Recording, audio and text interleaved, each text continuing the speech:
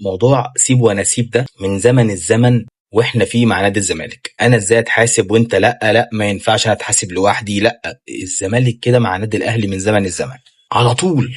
لا ده السنه اللي فاتت انت طبقت اللائحه عليا، السنه دي المفروض تطبقها على النادي الاهلي. يا عم الحاج اللائحه غير اللائحه خالص، لا ماليش دعوه انا عاوز اعمل كده. برضه نفس الكلام برضه اليومين دولت. زيزو اتخاط في عرضه، اتشتم، اتسب ليه بأفظع الشتايم. مفيش راجل يستحمل على نفسه الكلام اللي اتقال عليه من جمهور نادي الزمالك.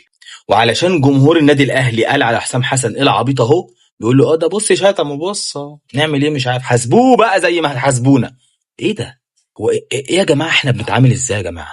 يا جماعه يا جماعه يعني فين دماغكم؟